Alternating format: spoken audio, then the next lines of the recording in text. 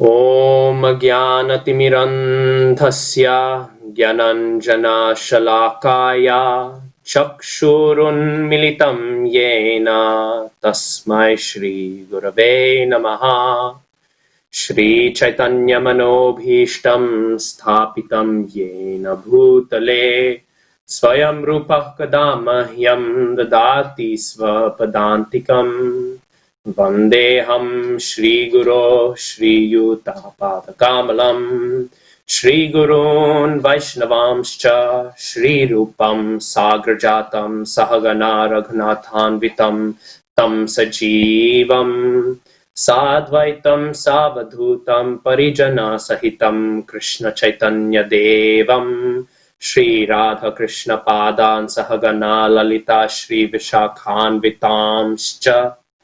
He Krishna Karuna Sindho Dinabandho Jagatpate Gopesha Gopika Kanta Radha Kanta Namostute Tapta Kanchana Gourangi Radhe Vrindavaneshwari Vrishabhanu Sute Devi Pranamami Haripriye Namo Mahavadanyaya Krishna Prema Pradayate Krishnaya Krishna Chaitanya Namne Gora Tushe Namaha Vanchakalpatarubhyascha Kripa Sindhubhya Evacha Patitanam Pavanebhyo Vaishnavebhyo Namo Namaha. Jaya Shri Krishna Chaitanya Prabhu Nityananda Shri Advaita Gadadhara Shri Vasadi Gaura Bhakta Vrinda Hare Krishna Krishna Krishna Hare Hare Hare Rama Rama Rama Hare Hare. Hare Krishna and welcome again to Sri Damodarashtakam class. Today we are going to be continuing with the Damodarashtakam. And we're going to be continuing the section that we began with text 6. But first, as always, I'll be situating us within the flow of the Damodarashtakam. Not to bore you, but so that it can be deeply ingrained within your mind. The various meanings of the various texts, so that they can almost be instinctive. It is one thing upon thinking and pondering to be able to recall the various meanings and implications of each word of each text of the Damodarashtakam. But it is another to be able to reflexively and intuitively and spontaneously be able to, within one's heart, be able to reach for the meanings of this Damodarashtakam. With this, it allows our meditation as we sing and recite this revered Shastra, this revered section of Shastra. It allows our meditations and our ponderings to come so nicely as we are daily, at least once, meditating upon this Shabda Brahman transcendental literature. So then, however, we will quickly speak about the first few texts because we've already discussed them for so much. Although really, we could speak for months only on the first text. There are so many deep implications, so many deep pastimes, so many things hidden within its words. But still, nevertheless, let us begin. So again, text 1 and 2, as we know, are one long sentence. One long sentence speaking of who? Speaking of who Satyavrata Muni is worshipping. We are being given many nouns describing it. There is only one verb, namami, I worship. And we are hearing the qualities, the very different natures of this personality. We are hearing descriptions. It is not anyone that Satyavrata Muni worships. Instead, it is he who is Satchidananda Rupam. Again, we start with the most basic, the lowest feature, and we go higher and higher and higher and higher. So he is Satchidananda Rupam. And then, what else is he? He is Lasat Kundalam. We've heard the Tattva. He is Ishwaram, the Supreme Lord, composed of Satchidananda. And we are then hearing about his qualities. He is having earrings that dangle and move. Actually, Srila Sanatana Goswami says these earrings are the shapes of sharks. I'm not sure where this detail has come from, but this is the meaning that Sanatana Goswami has given. So when we picture Krishna running, which is what he is being described as doing in this text, we should imagine he is having sweet shark-shaped earrings. Gokule Brajamanam. So higher than Krishna, with all of his beautiful qualities, is Krishna with his associates in Gokul. So and what is higher than his associates? Well, naturally what happens when Krishna, with all his qualities, is in the presence of his associates? Pastimes. So then we hear the description of pastime, and this composes the last half of the first text and the majority of the second one. Yashoda bhiyo lukaladhavamanam. He is running, filled with fear from Mother Jashoda. And how is he running? Running as fast as he can. But as fast as he may try to run, param brishtamathyanta to drutya gopya. He is caught from behind by Mother Jashoda.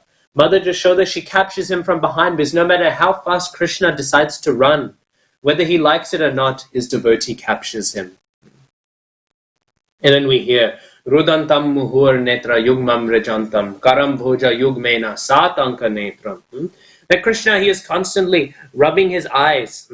Initially, maybe he is rubbing his eyes because he is having no tears, and he is hoping if he can procure many tears, Mother Jashoda's maternal instincts will kick in. And then she will not be ready to punish Krishna. But then maybe after those tears appear, Krishna realizes, actually no, Mother Jashoda, she will not stop. And now these tears are coming forth, but they are preventing Krishna from seeing how to run away from the Mother Jashoda, who is not very eager to stop her punishment. And now he is rubbing his eyes so that he can see where to run. Muhushvasa kampatri rekanka kantha sthita graivam damodaram bhakti baddham. So then, running like this, with necklaces adorning his beautiful neck, lined with 3 lines like a conch shell, this Krishna runs. But before all of this, I've been saying Krishna, but the Shastra has not been mentioning it. It has just been saying, he is his personality who is rubbing his eyes, who is running away with full speed. Who is this personality? Now Satyavrata Muni, he is saying he is Damodaram. He is that Damodar who is bound. This is the highest conception. All of these things are held within the holy name of the Lord. In Nam, we find all of the qualities, all of the pastimes, all of the associates, in a sense. We find them all in the presence of the name of the Supreme Lord. And so then he's saying the name. Who is this personality who I namami? Namami Damodaram. And then what is the highest thing of them all? Bhakti Baddham. That this Damodar, he is bound by the devotion of his devotee. And bound only by the devotion of his devotee. And then we hear Iti Driksva Lila Bhir Ananda Kunde Swaghoshan Nima Jantam. So now we have heard the pastimes, and now we are hearing the glories of hearing the pastimes. And now we are hearing Vandanam. And so, Iti, these pastimes, not any pastimes, these specific pastimes, it is not other pastimes which procure this effect. The very specific pastimes by which Krishna is conquered by the love of his devotees in Vraj. What do? Svalilabhir. They are doing something. Ananda kunde swaghosham nima jantam. Placed into the lake of devotion are those devotees who are Damodars. This is one thing which is achieved. But the other thing which is achieved is that by being able to glorify his devotees, Swaghosham, Ghosham can mean the family. It can also mean the glorification of. And in this sense, by glorifying those devotees who bound him, Damodar, through his pastimes, he is able to glorify them and therefore place himself in that lake of transcendental ecstasy. Akhyapayantam tadiyeshita geshu bhaktair jitatvam.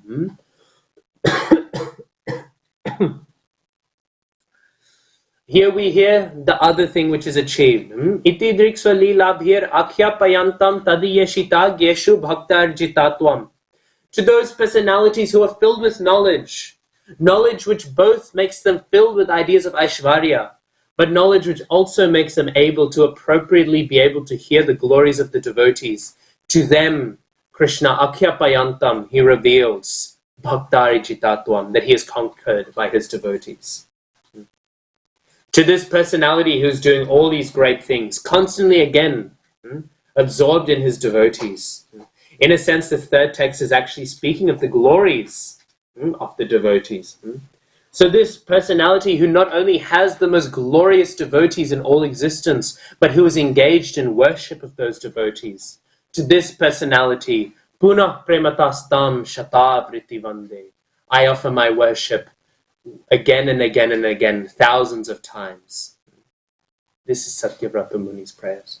And then in texts 4 and 5, we are hearing the insurmountable value, the incomparable value that the darshan of this form offers.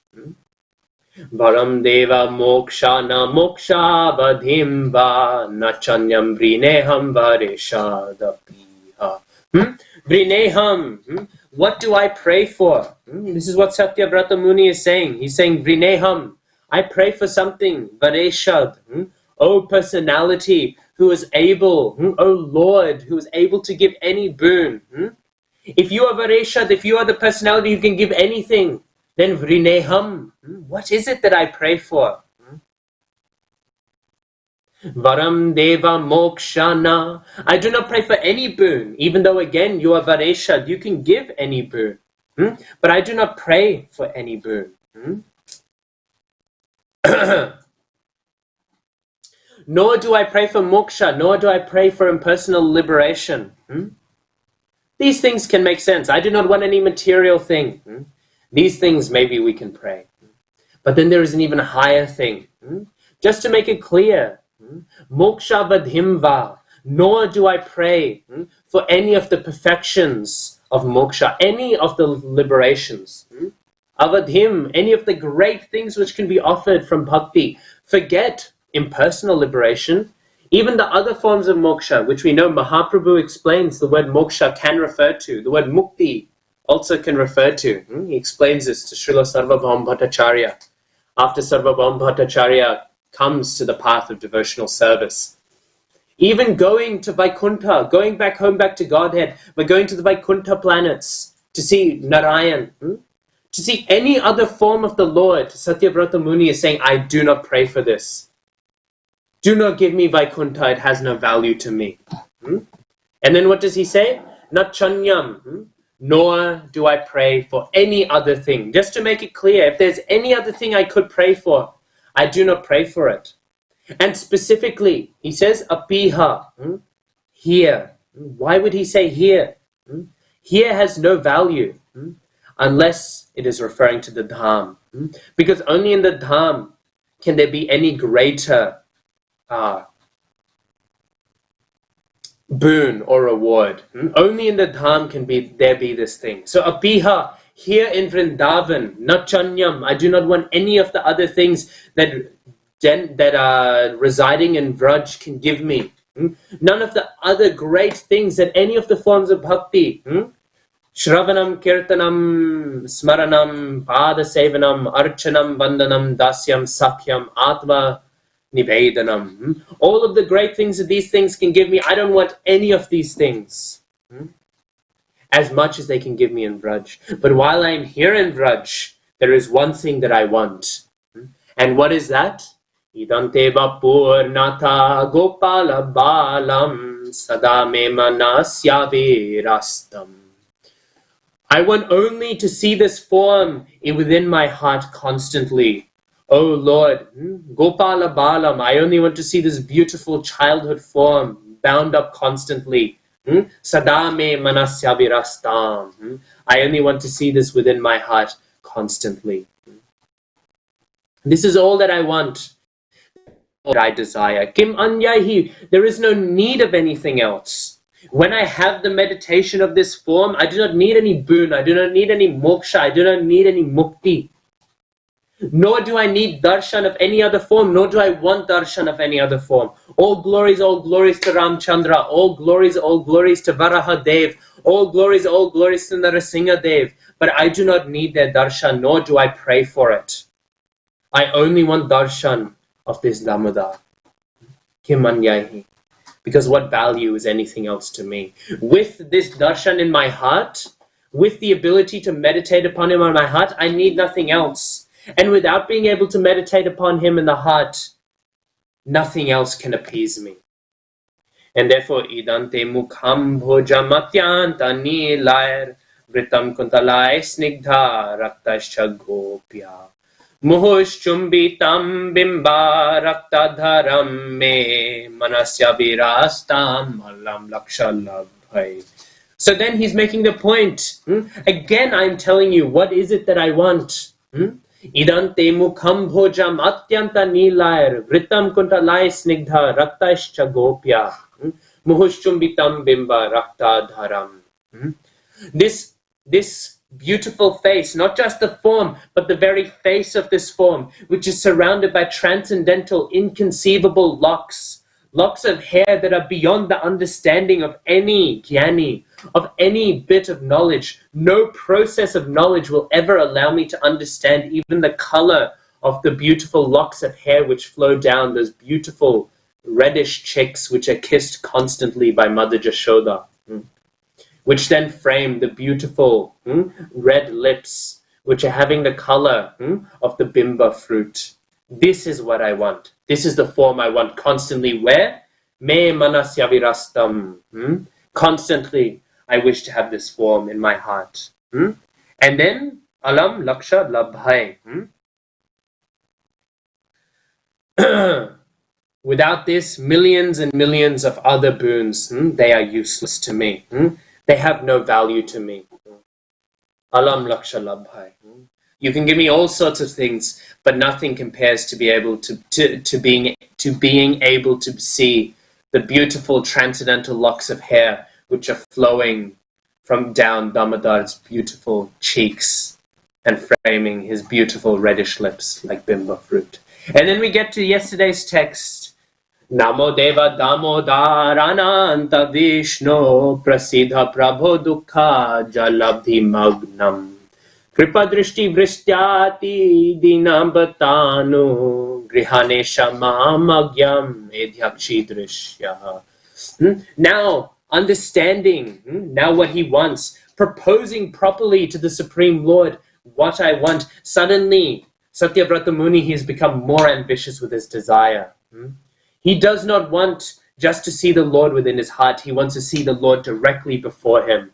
And therefore he realizes the only way by which we are able to have darshan of the Lord is by engaging with kirtan.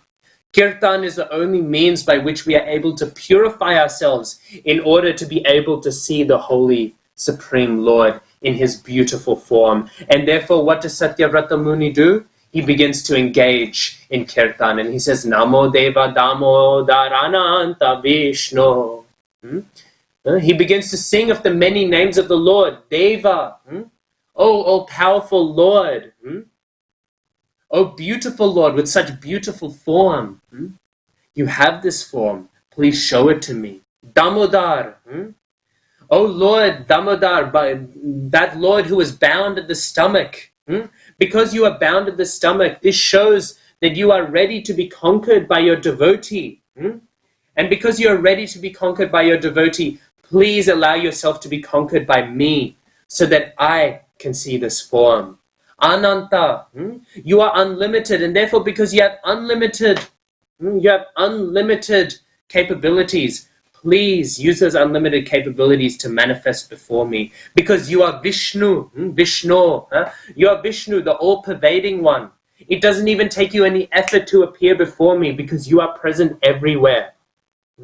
And then, of course, we also hear Grihanesha, Isha. You are that independent supreme controller. You do not need anyone else's permission to appear before me. Therefore, please appear before me. You only need to desire it. Of course, there's the other implication. You are Deva, you are Isha, you are Vishnu, you are Ananta. You are this unlimited being who is present everywhere, and yet you are also Damodar. You are also that Lord who is bound up. This shows that you are able to even deny your own nature of being the all-pervading personality by being bound up, by no longer being unlimited because you are tied up. Because you are willing to do this for the love of your devotee, please be willing to do this again and give me the darshan of your form. Kripa drishti vrishtyati. Please shower so much mercy upon me. How? Edhyakshi drishyaha, by appearing directly before my eyes, even though I am dinam. I'm ati dinam. I'm the most fallen person. And just interesting to note, and I will note it again, how does Sanatana Goswami define ati dinam? How does he define the most fallen personality? Is it the person who is eating meat? No. Is it the person who is doing drugs? No. Is it even the person who is not chanting their rounds? No. Ati dinam. How does Sanatana Goswami in his Tika define the most fallen and most unfortunate and most sinful of people? He defines him as that person who is not able to have the association of the Vaishnavas. He who is not having sadhu sangha, this is the person who is most fallen. These are the transcendental teachings of Srila Sanatana Goswami, Acharya Pad. And then on that note, of course, if we listened yesterday, there were much more details in this text, but otherwise we will spend all our time revising. Then on this note, we begin text 7. Kuveratma jao badha murtyaiva yadva tvaya mochitao bhakti bhajao kritao cha tata prema bhaktim svakam me prayacha na mokshe graho mesti damodareha.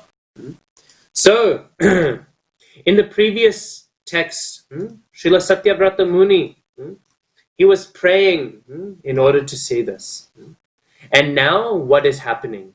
Kuverat majao, ajao, ao. Often when you see the ending ao in Sanskrit, it means two.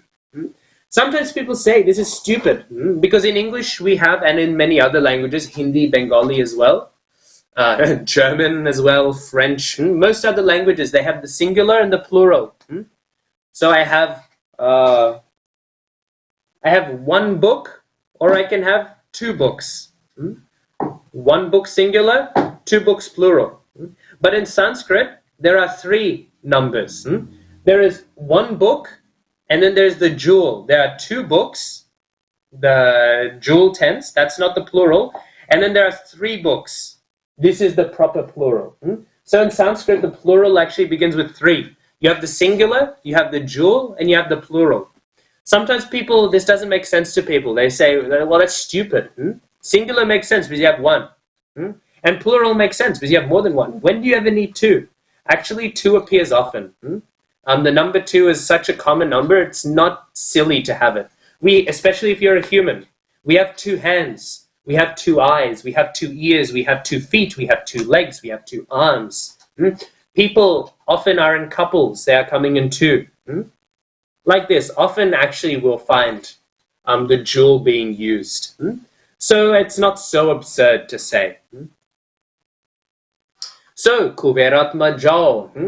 This means Kuvera. Kuvera, we know. Kuvera had 2 sons who were in the trees. When we discuss the pastime next week, we will discuss more about how they ended up in this position. But Kuveratma Jao. Atma Jao. So they have come from him. They have come from Kuvera and Ao. There are 2 sons. So there's not just one son, but there are 2 sons of Kuvera. What are their names? Nala Kuvara and Manigriva. So these 2 sons, Kuveratma Jao Badha Murtyaiva. So they have, through him, whose divine form was bound with ropes to the grinding mortar, that personality, Yatvat, because they were cursed in that way. And what was that way? They were cursed to become like trees. Of course, this curse is now resulting in such a great thing, as we will hear described in the later parts of this text. But it is interesting to note, actually, the majority of the time, the curse of the Vaishnav is actually a blessing. The curse, actually, even sometimes of the non-Vaishnav is a blessing. But if the Vaishnav curses, it is actually always a blessing. Why? Because the Vaishnav does not have it in his heart to truly actually curse someone. The curse of the Vaishnav almost always brings some nicer result. We can think Nala Kuvera and Manigriva, for example, being cursed by Narad Muni. There is also Gajendra, who was cursed by Agastya. We also know Sudhyumna, who was cursed by Parvati. Or Maharaj Nriga, who was cursed to become the lizard. Or Yamaraj, who was cursed to become a Brahmin by Vidura. Or or even the demigod Gandharva, who became Narad later on. We can think of many examples. Chitraketu being cursed by Parvati. Most of those curses, they are bringing some mercy with them, actually. So actually curses, even though they are very bad, if we get them in certain contexts, often they are coming with great results.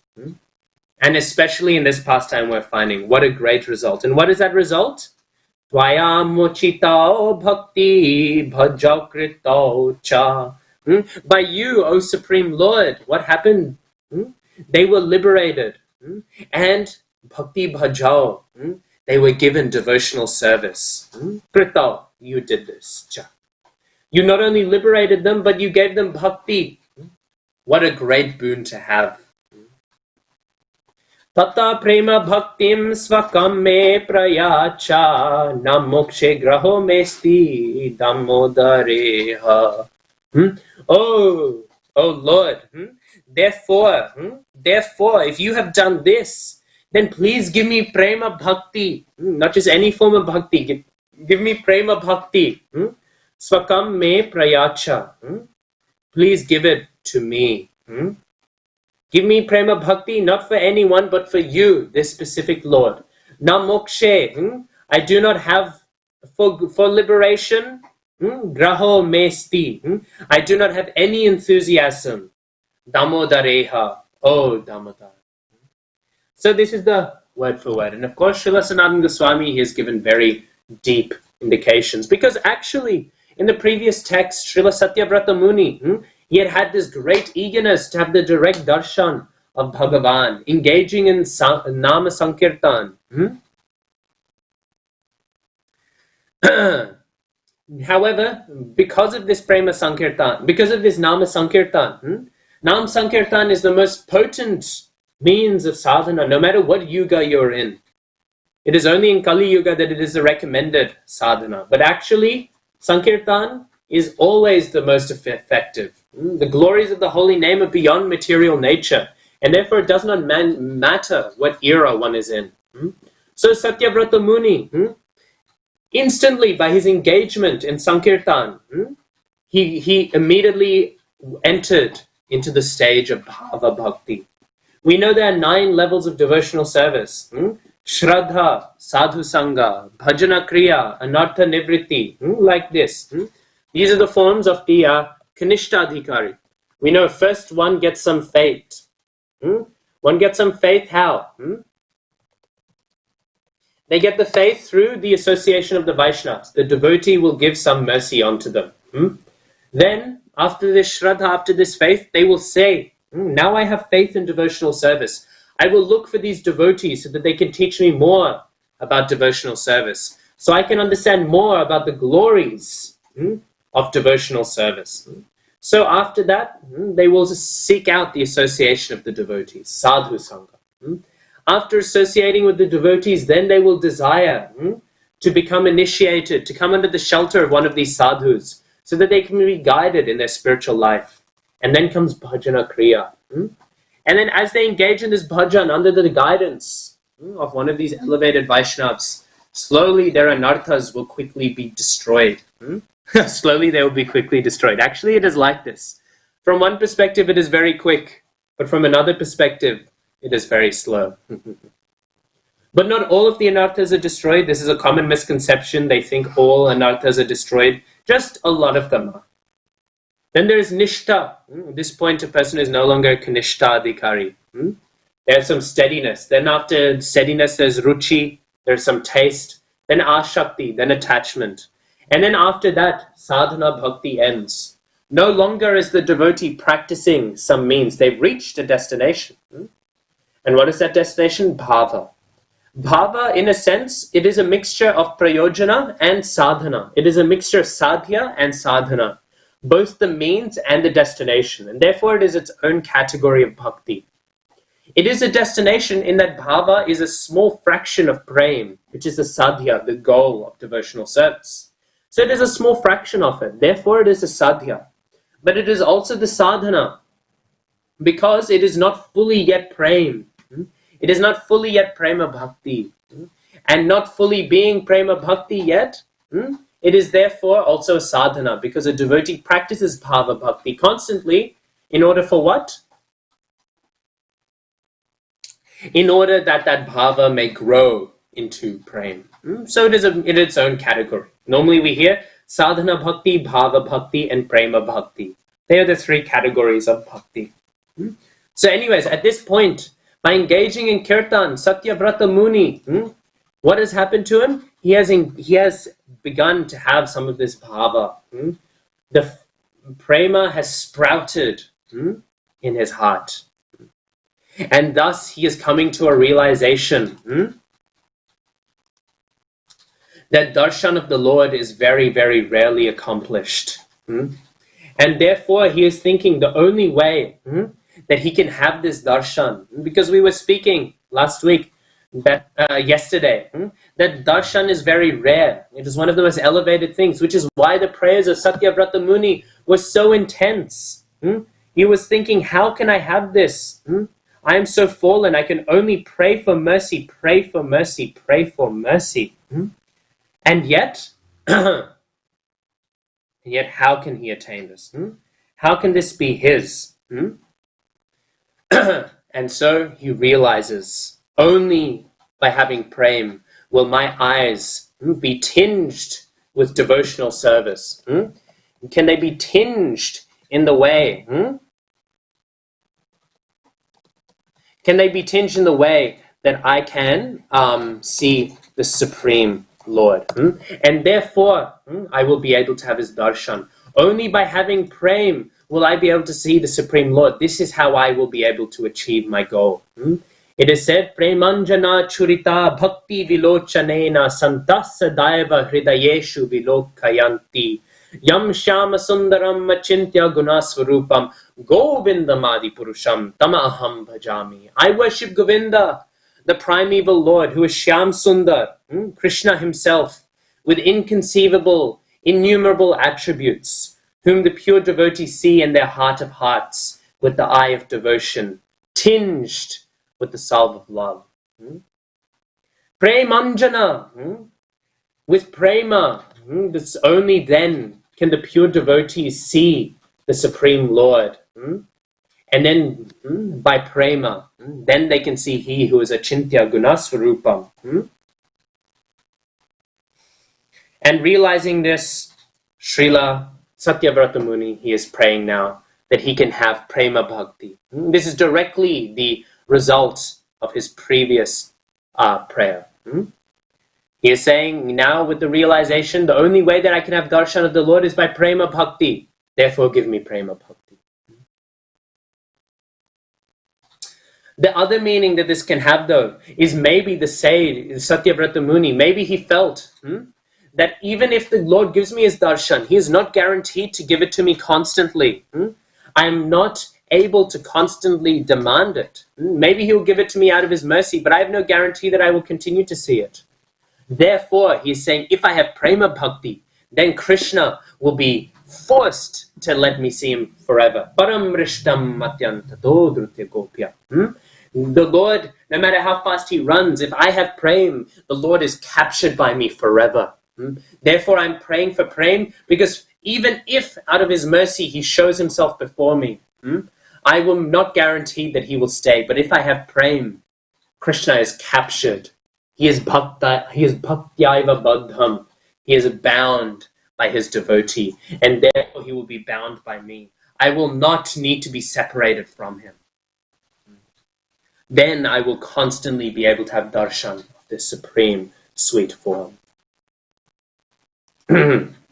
So with this, mood. This is why the prayer. One might say, oh, the prayer to see the Lord before him and the prayer to have prema are unrelated, but actually it is a continuation of the very self-same prayer.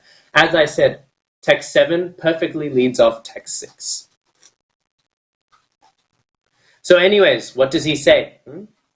Then he's saying, Badha Murtyaiva. With these words, he is indicating something very specific. He's saying, despite the fact that you allowed Mother Jashoda to bind you, your form was still used to deliver the two sons of Kuvera.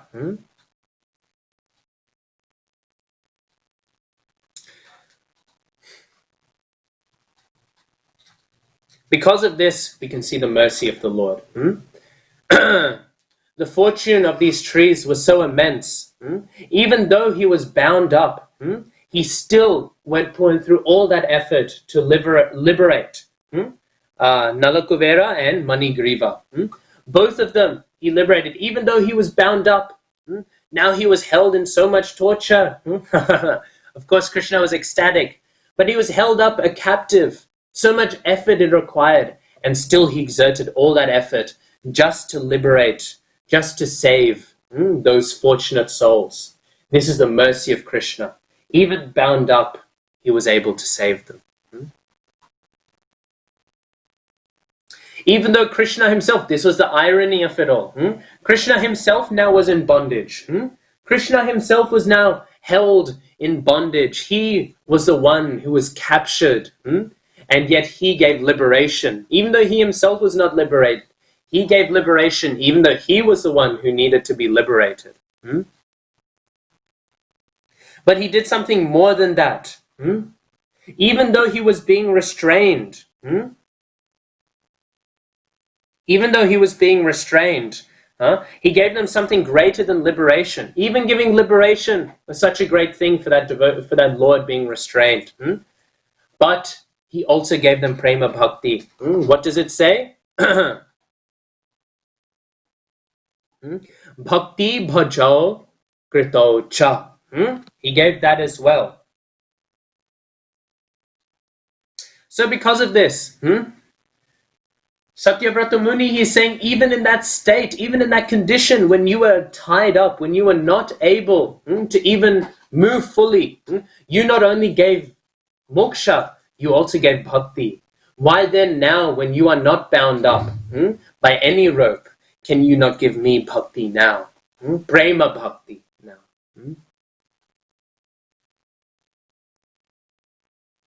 And in fact, we also find this mentioned in Bhagavatam. In Bhagavatam, Krishna, he speaks to Nalakuvera and Manigriva, and what does he say? He says, Sanjato mai bhavo vami psita paramo bhavaha. He says that this the prema that has been your desire has now arisen in your heart. And now with prem, you never have to have any idea about being bonded, held in bondage, bound up in this material existence. And so Satyavrata Muni, he says, please, as you have given prema bhakti to them, please give me prema bhakti as well. And so again, Krishna may say, why are you insisting on prema bhakti? Okay, I understand why you're insisting on prema bhakti. But why do you not want anything else? The sons of Kuvera, I gave them bhakti and moksha. I gave them bhakti and moksha. Why not take moksha as well on the side? Why not take it as well? This will not contradict with your bhakti. This will not contradict with your execution of devotional service. Take prema and also take moksha. Take both side by side. As you yourself have said, bhakti krito cha. You gave bhakti, I gave bhakti, and I gave moksha. So, after saying this, Satyavrata Muni, he says, No, no, no, no. It doesn't matter. I only want prema bhakti. I do not want moksha. How does he say it? Na mokshe graho mesti damodareha.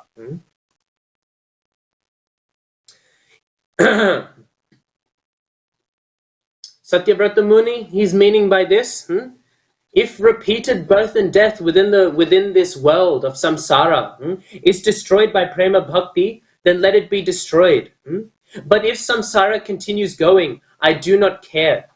I do not care if I'm left in samsara forever, or if my prema bhakti destroys samsara.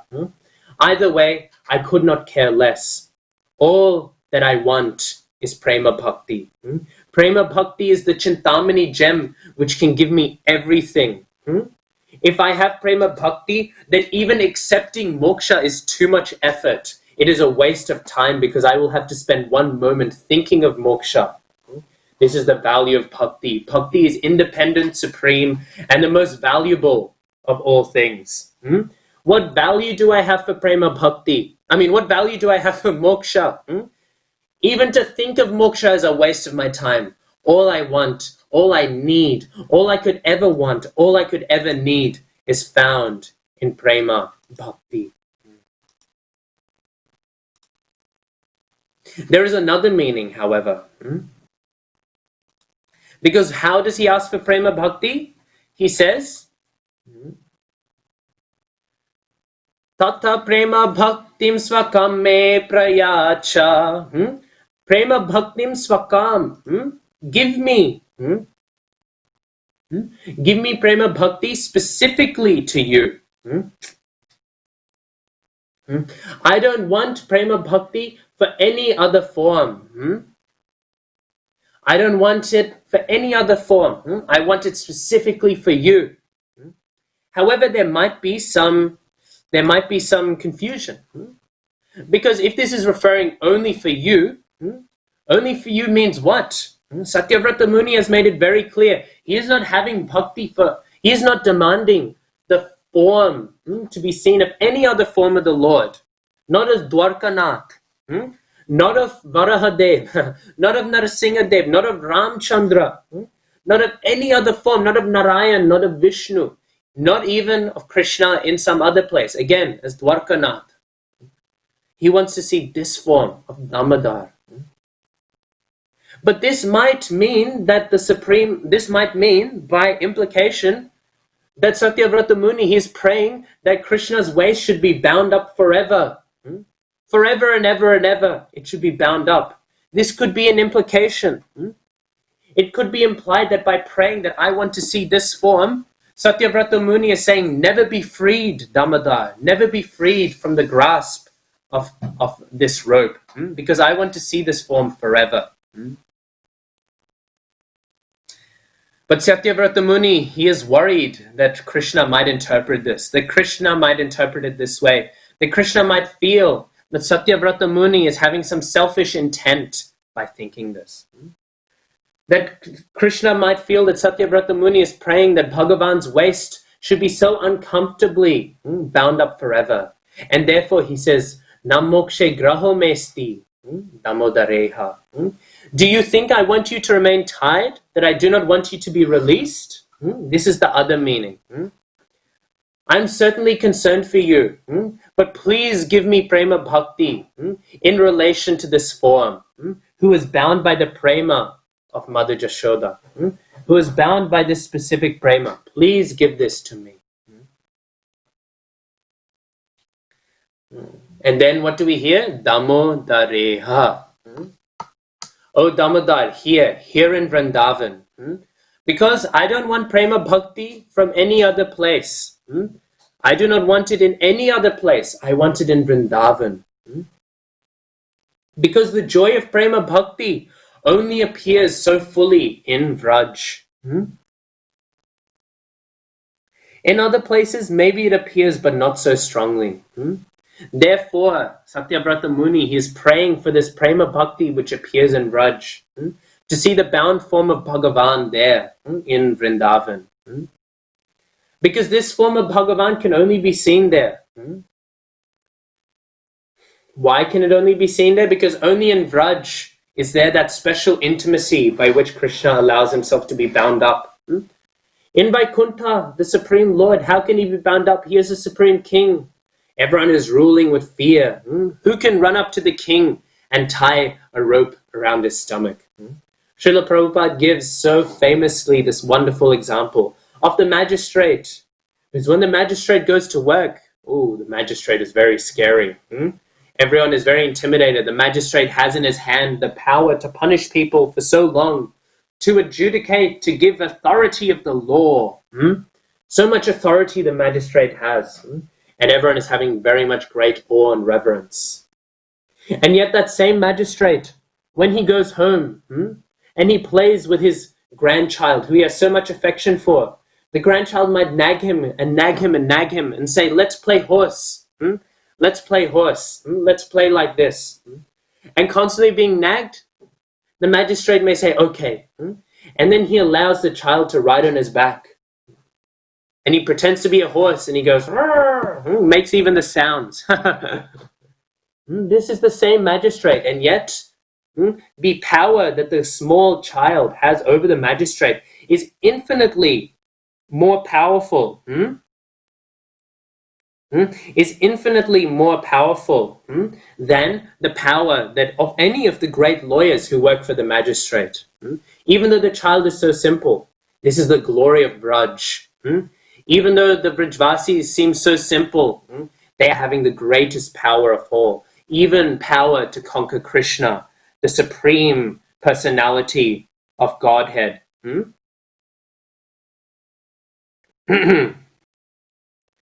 Imagine if one of those lawyers walked in and saw and saw the child on the back of the magistrate.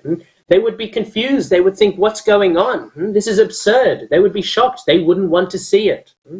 In the same way, the denizens of Vaikuntha, they cannot even imagine what it is like for the simple Brijvasis of Golok Vrindavan to conquer Krishna. And yet, nevertheless, they do conquer. So because of this special prema bhakti, it is only present in Vraj. And therefore, this prema bhakti which can conquer Krishna is only present in Vraj. And this is the form that Satyavrata Muni wishes to see.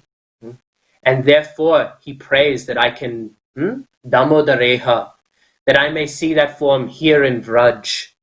Because I need to be in Vraj in order to see that form of the Lord which is bound up.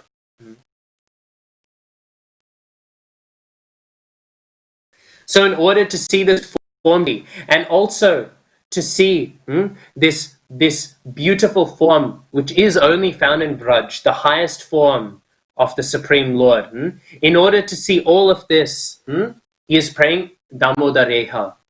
I pray for all of this in Vrindavan. So we can see here, even in the word Iha, so much meaning can be found even in the word Iha. This is how deep, how profound the Damodarashtakam is, how much intense meaning there is in this text. So we should meditate constantly upon this. We should meditate constantly upon the various meanings of this text. Again, with the idea that this is the meditation of Satyavrata Muni. I'm not having these feelings. I'm not having these meditations. But hopefully one day I will. Hopefully one day I will be able to. So, like this, we should recite the text. And what is it again? Kuveratma jao badha murtyaiva yadvat tvaya mochitao bhakti bhajau pritau cha tata prema bhaktim svakam me prayacha na mokshe graho mesti damodare. Like this, we should again repeat the words of Satyavrata Muni, hoping one day to imbibe their mood, but still repeating them now, hoping that that mood of Satyavrata Muni can be conveyed again, and that the Lord can be pleased by hearing the prayers of his intimate and wonderful and glorious devotee. So on that, we will conclude for today, and then next week we will conclude the Damodarashtakam study. We will conclude the 8th text. We might speak a little bit more on this text I'm yet to see. But we will conclude the 8th text, and then we will speak a little bit some Damodar Lila before concluding our Kartik study of Damodar Ashtakam. Shri Shri Satyavrata Muni ki jai. Shri Shri Padma Purana ki jai. Shri Shri Damodar Ashtakam ki jai. Srila Sanatan Goswami ki jai. Shri Hari Bhakti Vilasa ki jai. His Divine Grace A.C. Bhaktivedanta Swami Srila Prabhupada ki jai. Shri Shri Kartik Masa ki jai. Shri Urja Vrata ki jai. Shri Shri Radha Damodar ki jai. Shri Urjeshwari ki jai. Nitai Gaura Premanande. Hari Hari Bol. Anantakoti Vaishnava Vrinda ki jai. Hare Krishna.